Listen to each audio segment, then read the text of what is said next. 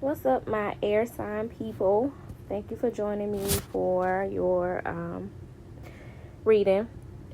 Yo, I may not sound like it because I'm a little tired. I've been spending the day just relaxing, resting, spending some time to myself in solitude and recuperating. And so I just been in chill mode and probably don't sound as enthusiastic as I really am because looking at you guys reading, like, this is dope as fuck.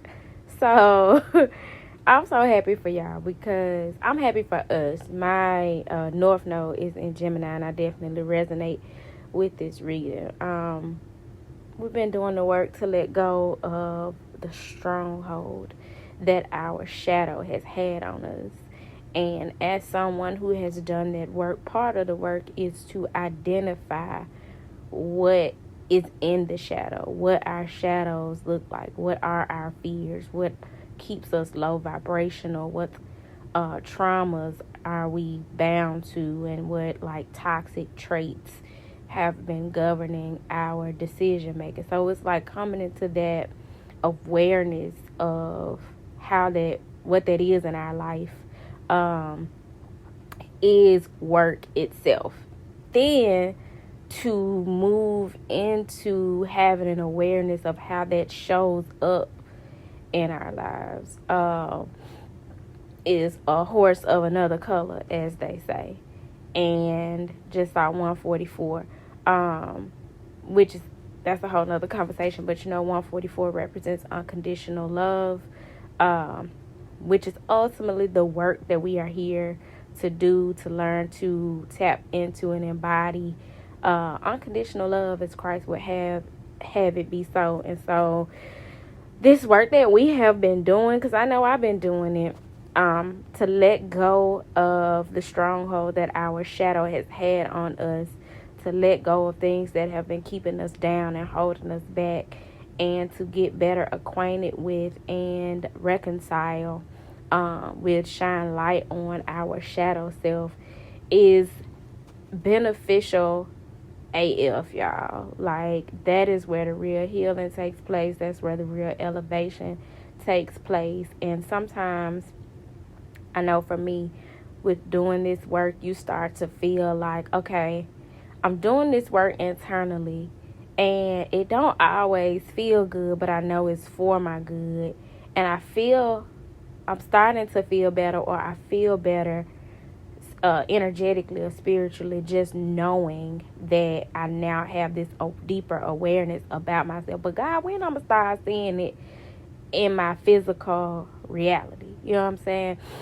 If you're at that point where you're starting to question how do you reap the benefits of having done that internal work, reaping the external benefit of it, like if you're starting to question that, just understand that as you move forward from those things that were holding you back, free of them, and move more into a space of balancing your masculine and feminine, balancing being logical and emotional, balancing work and play, or play and rest, or work and rest, and balancing all of the myriad of ways that you could be balancing things in your life where there is imbalance or chaos or misalignment. Once you move forward into a more centered space in that way, you will start to see those benefits ground in your 3D reality, and you may have already. And it's a reflection, all of it is a reflection of your self-worth. Y'all, when I tell you, I really want to read the message from the book on damn near all of these cards. I really do. But for the sake of time, I'm not. What I am going to suggest is that you Google the messages for them, because many of them, if not all, may be online.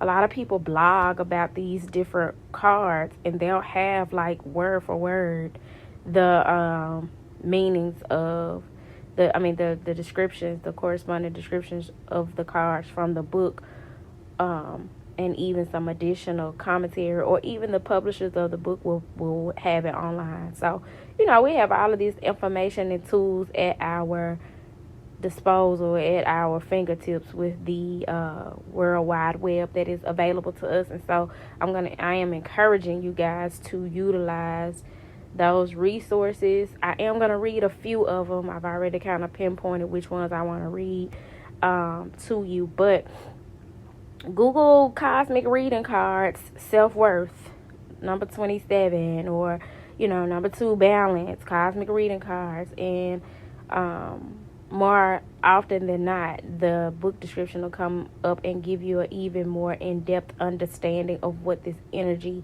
means for you. And then you also want to use your intuition, so you don't want to just rely on what the book say or even what I say.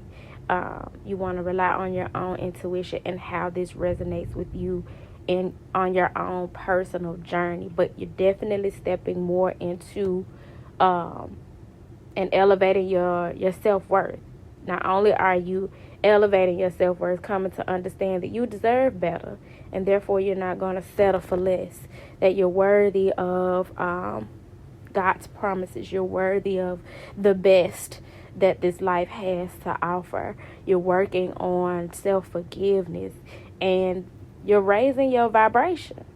You have that cosmic connection, like you can see here, where this person's chakras are aligned. That might not even be a person. It's kind of hard to tell in the image, but whatever it is, there are chakra points there, and they're in alignment, and the one that's standing out the most is the heart chakra, because of the work that you've done on your heart chakra to heal emotionally, or that you're continuing to do, is allowing you to raise your vibration and therefore attract a better quality relationships. You're showing up each day with better energy. You know what I'm saying? You're bringing better energy into the environments that you frequent, be it work, the gym, the grocery store, your daddy house, your home. You know what I'm saying? Being amongst your family and friends, you're showing up with a higher level of energy. But don't be surprised if this raising your vibration and this higher level of energy actually is the thing that separates you from some people, some familiar connections and relationships, and some environments, because you no longer operate on that frequency where you align with those energies and entities anymore. And that's okay. That's a part of the process. You were anchored into those situations because you were operating from your shadow self, and there were some things that were probably going on in the shadows that you weren't able to see or have clarity on, recognize, or like call out. You know what I'm saying? I know me, I do a really good job of, if it's something that I don't want to see in a person or I don't want to address at the time because I'm vibing low, then I just push that shit to the far corners of my mind and keep pushing. And that is so toxic. But we do it as a survival tactic, so that we can fit in, so that we don't cause chaos and confusion or confrontation, so that we don't have to step up and be bold and courageous and speak up for ourselves. But hunty, according to the energy that is showing up here, it's time to celebrate. It's time to celebrate because you've done so much work to elevate and get into a better space, and you have healed your throat chakra to a degree where you're now in a position to speak your truth more. So I'm going to read a few of the corresponding commentaries that go along with the messages, and I'm going to start with shadow self. So y'all's reading may be a little longer than everybody else, but I feel like it's so important that I pinpoint some of these messages, and point out that one of the things that's standing out to me is 1010 with let go, because that's, I think, 19, which breaks down to a 10. And then shadow self with 28, which breaks down to a 10. So you may have been seeing 1010 a lot. That may be an angel number for you guys as you're starting, letting go and closing out of some cycles and starting a new cycle in your life based on this newfound energy. And then also, you got 2 9s here with 29 with 27, which breaks down to a 9 with self-worth, and then the 9 with communication. Then you also got 11, just speaking about how you're learning to, or you are mastering different ways to raise your vibration and cultivate cosmic connection. So, shadow self. Unless you learn to face your own shadows, you will continue to see them in others, because the world outside of you is only a reflection of the world inside of you. That is law, y'all. As within, so without. As above, so below. Whatever's going on within you has been reflected to you by what's going on outside of you. So if you've been if you've been involved in karmic connections, you've been connected with liars and manipulators and people who project their insecurities onto you, that is a reflection, or has been a reflection, of what has been going on within you. But that shit is coming to a stop, because you're elevating, you're raising your vibration, you're stepping more into your self-worth. And so as a result, as within, so without. You've done that work within. Now you're in a better position to have better quality relationships and connections to people and things outside of you. So it says, you may be wondering why you've been facing so many triggers and challenges of late. Things have been going well despite a few road bumps along the way, but the challenges that have been appearing all around you recently seem so overwhelming and disorienting. Just when you thought you had everything under control, it seems as though the world has suddenly shifted. Spirit understands your confusion and uncertainty during this period. Rest assured, dear one, this is a time of cleansing and clearing all that was avoided and hidden inside of you. Healing of the old worlds within is taking place, and raw emotions are resurfacing. You are exploring and uncovering the darkest shadows of yourself. This is why you are being faced with insurmountable challenges and triggers. You see, it is only from being pressured that this dark side of you surfaces. This is an important and necessary time for you. As hidden parts of you surface, be gentle, send love and compassion to the wounded parts of yourself. If there is rage, send love. If there is hurt, send love. May love reign on all aspects of you, whether they be dark or light. This period can be quite testing, being challenged by unforeseen events, triggered by people closest to you. Through this cleansing process, your level of consciousness is expanding to new and heightened states of awareness and clarity. As you move through this period, be assured that you are not alone and that there is light at the end of the tunnel. And the affirmation here is, I am healed as I acknowledge all aspects of myself. See, before you were operating from those aspects of yourself that you thought were presentable, that were cute and tied up in a bow, or that you were, even those that some that you were uncomfortable with, but not so uncomfortable that it wouldn't make other people uncomfortable. And so now you getting down, you have gotten raw with it. You know what I'm saying? You've ripped the Band-Aid off. You've had the courage to really face those things lurking deep in the corners, in the back of the closet, or like they say, the skeletons in your closet and the monster underneath your bed, which requires some reparenting yourself. Acknowledging where your parents may have dropped the ball on some things, may not have been emotionally available, or were manipulative or abusive in some way.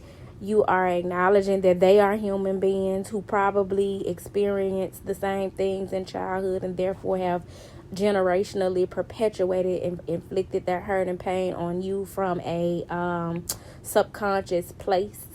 You are acknowledging that you are worth more, and therefore you're speaking up about what it is that you deserve. Not saving you're not saving your good days, your good energy, your good times for when you get to heaven.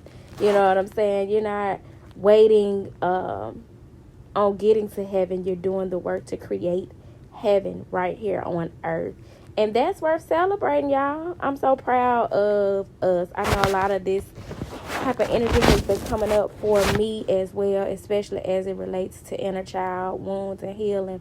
And I've had cycles like this several times at this point. And so it's like, now I'm to the point where when it comes, I'm able to identify that that's where it is. And then I just start pulling out tools from my toolbox. You know what I'm saying? I know to cleanse my bathroom with some sage and of some sort, some herb to cleanse the energy, and then run me a spiritual bath and put some Epsom salt in that bath and whatever else I'm intuitively led to put in that bath, and just spend some time in the water, because it is similar to the safe space of the symbiotic fluids of the mother's womb. And I reparent myself. I find something fun to do, and I speak to my inner child and let her know that she's safe and secure, and that I got her back. You know what I'm saying? And that anything she experienced in childhood is not happening on my watch.